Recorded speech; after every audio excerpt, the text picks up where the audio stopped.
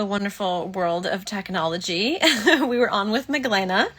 Miglena, the pole dancer, who is a pole dance educator who has many offerings online for pole dancers. We're just starting to get into our conversation, and then we froze up. So let me see if I can bring her on now.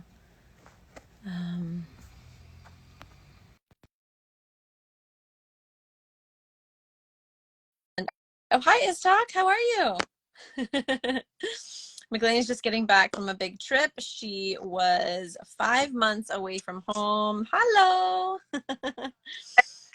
Yay, we're here.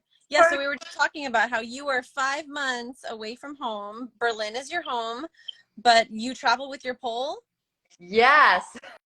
Yeah, I do travel with my pole. I take it everywhere with me, and I go to like several countries, and I'm actually a backpacker with my just 10 kilograms stuff and clothes, very little, light backpacker, but with that big heavy pole, Oh my which is a gosh. home pole, basically. Yeah. Lupit home pole, Yeah. by the way. I love Lupit. I'm only by Lupit, by the way. Um, yeah, and I have this just big bag with me, which is, I think the pole itself, it's 18 kilograms, but with the bag, and I also have my lights because I set it up. I make like a pole dance studio, mobile pole dance studio. So I have like soft boxes and all of the technical equipment. So at the end, it's kind of like 23, 24 kilograms. And yeah, I travel with it. Of course, I pay extra for every flight for sports equipment. Um, I register as, um, well, sometimes as a surfboard, sometimes as golf. Because the very first time when I wanted to do that, online there is no option for dancing pole, um, and there was even not an option to register sports equipment. So I called, and I they asked me, yeah, okay, sure, we can do that. What type of sports equipment it is? And I said the dancing pole, and they were totally confused. Not only that, they hung up on me. I don't know. I picked a really bad, it was Lufthansa, a really bad customer support. Um, so since then, I just say it's go for surfboard or whatever. At the check test, they never ask, and sometimes it needs to go through X-ray, and if they then ask me, hey, what is it? Then I tell them what it is, of course, but they are not connected with the airline. So yeah, so that works fine. Um, the bag was a little bit of difficult to find a proper bag. I first got the LUPIT'S carry bag. I did not pay attention that it's a carry bag. And I'm like, I cannot carry that. I need wheels. So I bought an additional like cart, which is usually for trolleys.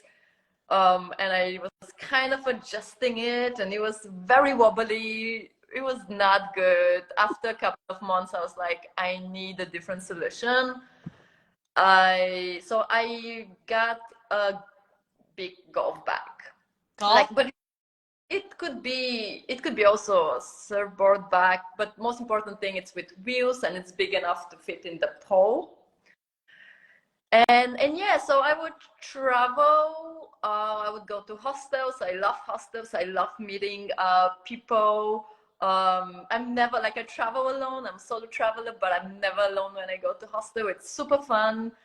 And often, well, while I'm not teaching online, I will leave my bag at the pole at the hostel, and they keep it for free. So I leave it like in the capital of the country, and I'm like, okay, I'm gonna go travel. I'll be back in 2 weeks. Can I leave my bag here? And they're like, yeah, sure, no worries. Or sometimes you might pay additionally, but it's very, very little. Like hostels are very accommodating. And yeah, and I go travel for a couple of weeks, and then I'll be like, okay, I'm gonna teach next month. I try to offer live group classes every other month. And so I pick a place where I'm gonna settle down, a city usually, and I start writing to Airbnbs asking, hey, I'm a pole dance instructor, and I'm looking for a place that meets the following conditions: ceiling, a stable ceiling that can bear the weight between that and that height. Yep. 240 and 340 is the pole, right, with the extensions. And South America is difficult because they have low ceilings and yeah, low ceilings, and the ceilings are not concrete away, so it's a bit tricky. I feel like I mean, you already have like your YouTube and all of your teaching stuff and like so many amazing resources. This is so interesting. I feel like there needs to be like a video blog of your travels and like how you do this. Like, what golf bag did you get to put your pole in? How is that getting it on the all these tips and tricks? Don't tell the airlines that it's a pole or golf clubs, you know, like this is some interesting stuff. Yeah, I got a few messages like of people like asking, hey, I'm going on a longer vacation and I want to take my pole with me, like not completely moving, but I'm gonna be away for like 2 months and I want to take my pole with me. How did you do it? Yeah. Yeah, I get questions every now and then. It Yeah, sounds it could be yeah, you are like the expert for how to become a nomad pole dancer. yeah.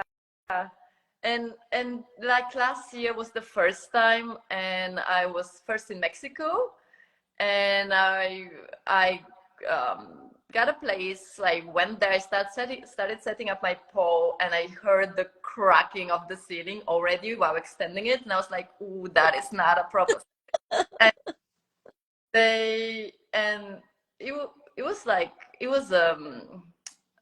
was several Airbnbs. It was kind of like, I don't know, it was called like luxury suite apartments. And the people were always there. And they're like, oh, right, let me call the architect. Directly called the architect. The architect said, well, you could drill a hole, make a hole through the ceiling to put up the pole on the real ceiling. And I was like, just listening, I was like, that's what I did at home.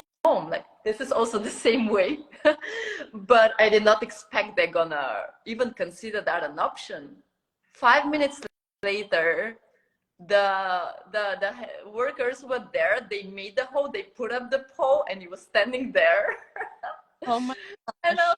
oh my God, that is so, wow, that is very accommodating. It was an Airbnb. Yeah, because I rent it for 5 weeks. I teach a series of four classes, one every week, and then also prepare them for 1 week, so 5 weeks.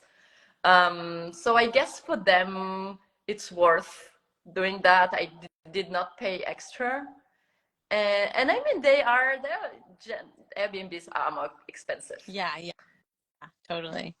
Well, so okay, when did you said last year was that first year? So it was the first time that you kind of took your whole pole kit on the road last year? Yeah, that was the first time. And I first built it up in Mexico. And then the second time was Guatemala. And there I found a proper place like that meets all the conditions except that it was a sloped ceiling. Problem, right?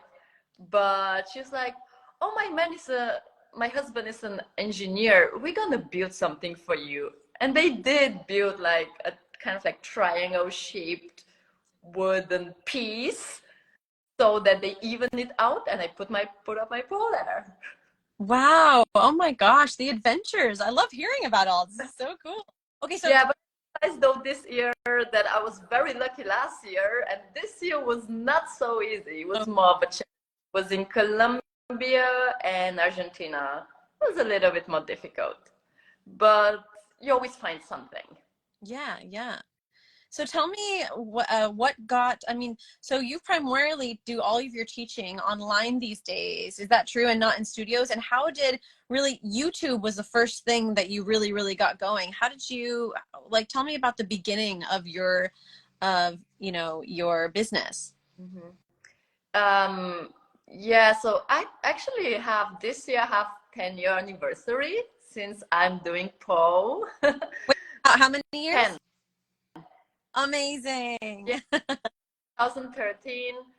Um, half and a year later, after I started, I got asked if I want to teach at one of the studios, which actually never crossed my mind before that.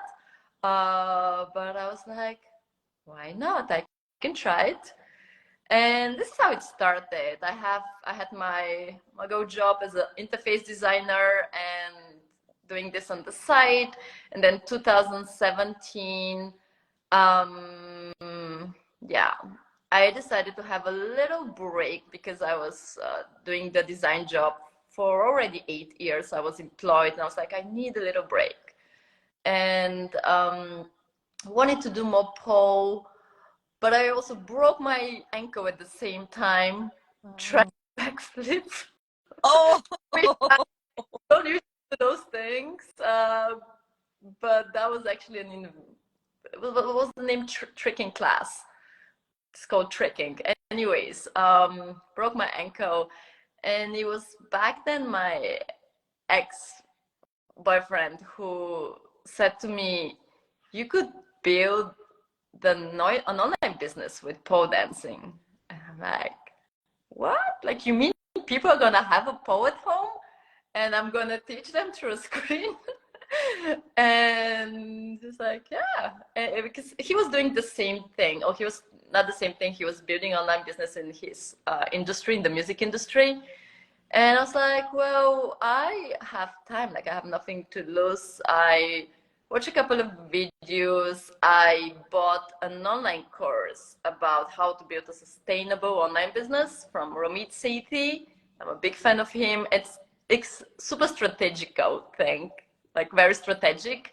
Um, I did interviews for a year and a half, like researching web pole dancers hangout, then I reaching out to them, digging deep into what actually motivates them, like, oh, what are their burning pains and what are their dreams.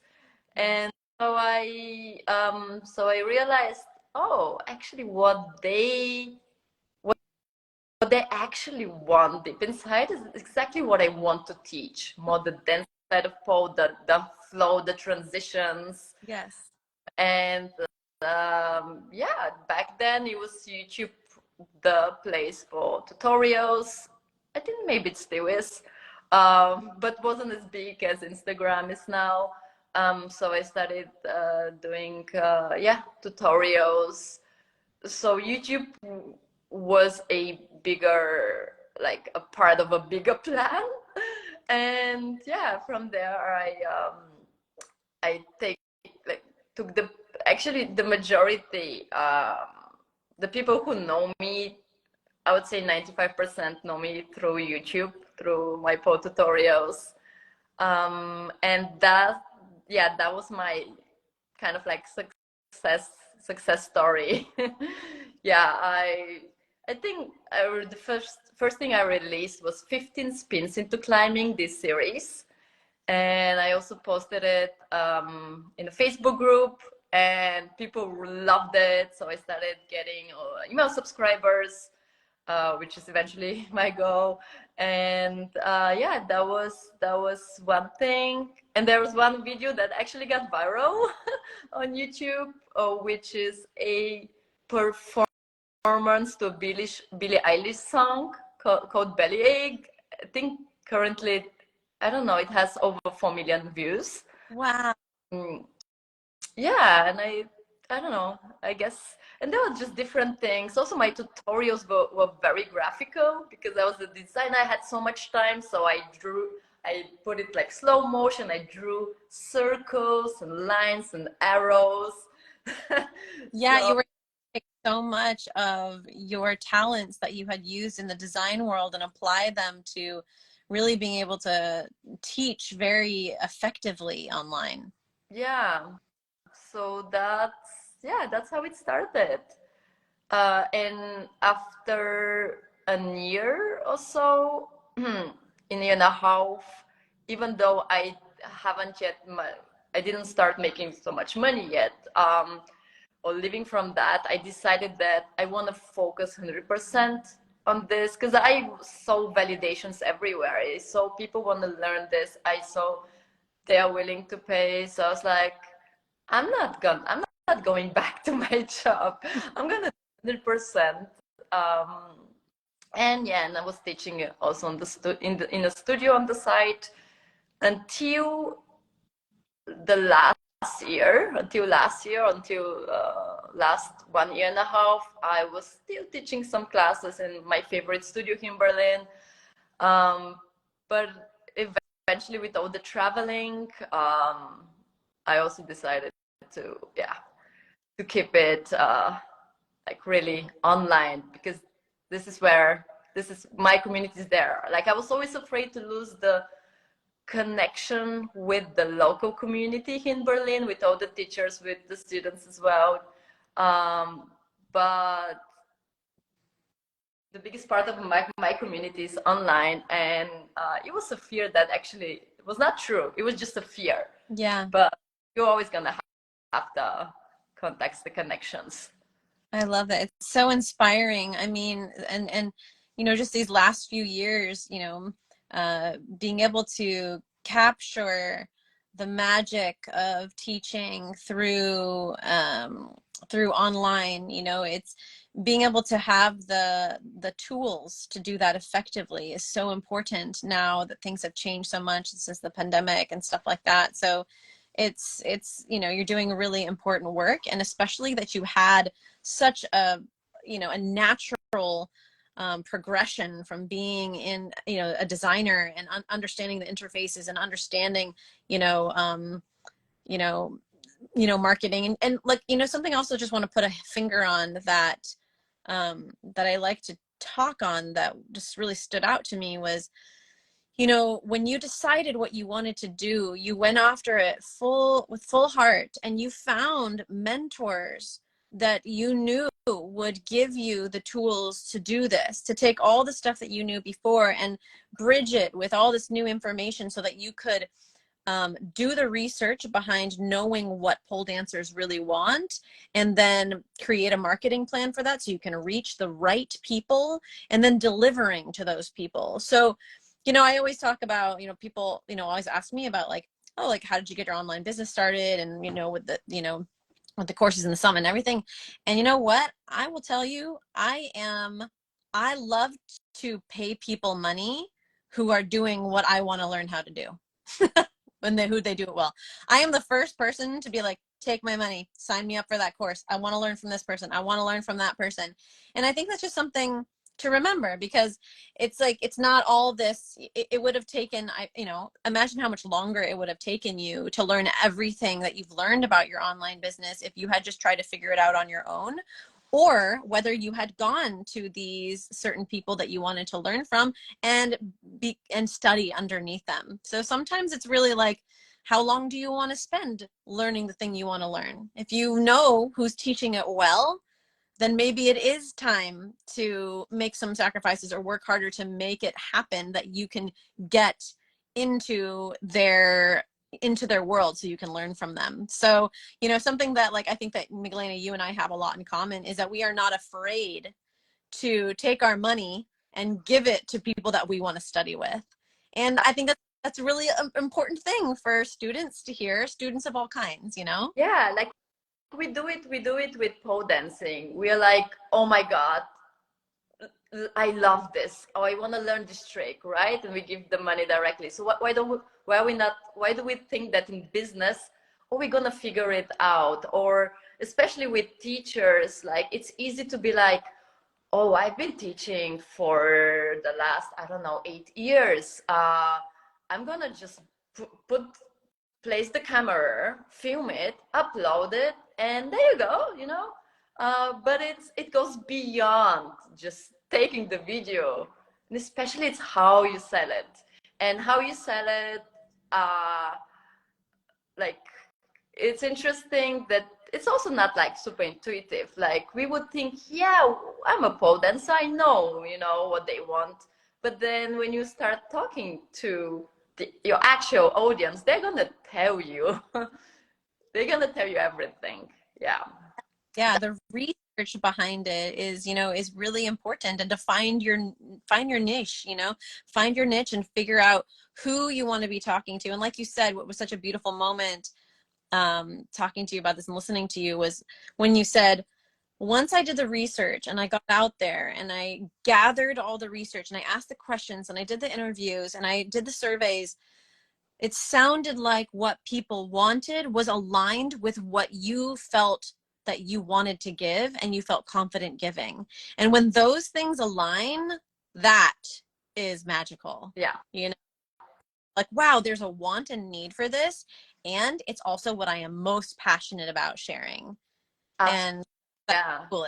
And yeah, that is also the reason, like I never wanted to have like a physical studio, because when I was teaching, all I was seeing was studio owners that are just not close to, let's say, close to burnout. Burned out. Absolutely. I would say that. Yeah, they teach a crazy amount of classes, plus all the work, administration, and all the work that a studio owner has to do, plus teaching and substituting and doing everything. So, and I was like, wow, they became slaves of their own businesses. I, I didn't leave my 9 to 5. I'm not gonna leave my 9 to 5 to go into a, to build a business that I'm gonna bury myself in. And I cannot teach a crazy amount of classes. I know that. I lose the motivation quickly.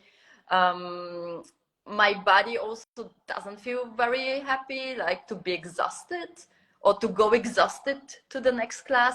And it's interesting, but this is almost normal for pole dance teacher, just to do many classes. And I did not find this very appealing. And the online business gives me the flexibility to teach what I want, whenever I want, from wherever I want. And yeah, that I'm very happy I went that way.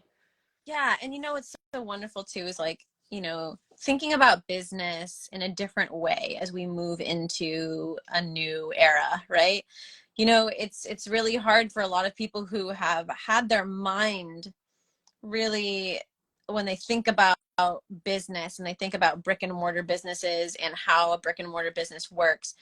And we're coming into a new era where online business is just a whole new space. You really have to actually flip your framing of how you see business, because with a brick and mortar business, you have to remember that it's not scalable to a certain degree, right? Online business, it's like limitless to the scalability, as long as you're doing the work behind making sure that what you are offering is very defined, and I just love that, because seeing people create these online businesses surrounding their passions and being able to really scale those and continue to scale those is so awesome. And that's great. It's great for everyone because it allows so many people to have access to learning with more people too, so, and having that access at their fingertips, and I think we really did see that a lot of the pandemic is that finally students were able to really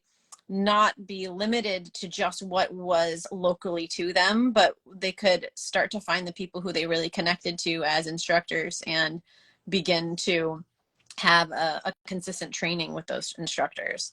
So this is not like to discourage studio owners or people from their dream to open up their own studio, because I think the majority of people has that dream, and it's a good, like it shouldn't be discouraged, quite the opposite. there is like studios physically are the place where students like really connect also to other peers, but not also like teaching could be even easier depending on what you're teaching. Like choreographies tend to be easier to learn in right on the spot, like in a class situations. So both things have advantages and disadvantages, or like both have benefits. And I always think that it's good for students to do both, to take Exactly. your That's classes, really take online classes for the things that they are like more specific things that they right. want to. Key is like finding that balance for where you are in the season of your life. You know what I mean? Maybe you are full on traveling so that, you know, the online becomes so useful. Maybe it's a time where you're really building community with the people that you get to see, you know, once a week, or, but maybe financially it's not feasible to go to the local studio 4 times a week or 5 times a week, the amount that you want to do it. And you can do your conditioning, or you can do, you know, some deeper training. And so it's wonderful that people can now really know that they have these options, whereas these options weren't really a huge thing before. They are absolutely an option now to kind of, you know, be able to take responsibility for your own training and kind of pull together the program that's going to be right for you. And you know, it's really cool to see. I love seeing the kind of patchwork that people are kind of drawing together of, oh, there's a weekly online class that I like to go to. I always like to go to my Monday night class at my studio to see my friends, to touch base with them, do an open poll with them as well, right? And so I just love the creativity in the control that an individual has over over their own experience in pole. And I also I think that like helps people really realize too how like hugely defined pole dance is, you know, that it doesn't have to just be one thing, you know, but it can be so many different things, whether it's maybe you're just a low flow person, maybe the tricks are what you do at the studio and the dance stuff is what you do at home, maybe vice versa, maybe you perform in your student showcases and you do your conditioning you know, online or whatever. So it's just, it's so cool. I love it. It's really limitless. Yeah, like ideally a studio should offer the whole variety, right? Yes. In the practice, not all studios offer everything, Yeah. right? Depending on the teachers, depending on the studio owners, depending on many things. Yeah. Yeah, and also, you know, being an artist or being someone who is very, you know, it's, you don't have to just like you don't have to just take what you can get. You can decide to go out and really, what's the word I'm trying to think of? You can decide to curate. You can decide to curate your experience as a student, Mm-hmm. and giving people the ability to have that power over their own training. So I remember growing up, you know, there were, it just didn't want to go to just any dance class. You know, when I was thinking about when I was younger and I was training, I wanted to go train with so-and-so, and I wanted to go train with so-and-so, right? And that wasn't always possible to do that. And now in these days with pole, I think so much of the pole community has taken to this online options as well. So that now they can really curate that unique style for themselves, you know, so they can figure out who they want to train with and who they want to study with to become the dancer that they really want to become. Yeah. I wish I had this at the beginning of my journey. It's cool. I was very lucky because I was in LA when I started, and there was just at the time, like what, 2010-ish, it was just such a mecca of pole dancing. So I felt very lucky that I got to train so many amazing, amazing, amazing people. And I always that. What's that? When was that? 2010 around when I started in Los Angeles in California. Yeah, just I mean, I just remember, you know, when I look back and the people that came together that we all got to train with, I mean, it's just what a superstar crew. You know, we all learned so much from each other. It was really just an incredibly fun time. Very cool. 2013, there were barely any pole dance studios in Germany yet. Like in Berlin, it was like only one or two. But then after that, they started coming out, and yeah, like generally in Germany, it took off. Yes. Well, I am so happy that we got to chat to you today. And this is such a cool conversation because it's a very unique conversation of these two online business owners chatting about this space, which is so cool. Okay, so I know that I get to have you. I'm very excited to have you again for the Beginner Pole Dancer Summit in September. If everyone make sure we've got just such an all-star crew this time coming up around. I mean, the first one was amazing, and this one's going to be just as amazing. And I have Miglena again, so I'm so excited. What are the new projects coming up for you? Are you traveling? What are the new classes that are coming about for you? What you working on? So I've been working on a new master course. So, you know, I have the live group classes that are every other month, more or less. You can check out the poledancer.com for the for the current schedule. And other than that, like I also have master courses, pre-recorded master courses that are on a specific subject, like a bigger goal. I have like spinning pole demystified. Yes, love But it. yeah, about learning how to control the spin, fluent transition on the spinning pole, inverts that are different technique than on static. This is one master course that I already have. Body awareness and fluidity, which I think is the foundation for every polar who doesn't have dance experience but wants to look like a dancer, to have that body expression of a dancer. And now I'm working on one which is musicality, but it goes a bit deeper. It starts with understanding the music and like knowing what are these sounds, picking out the sounds, the accents that you can play with,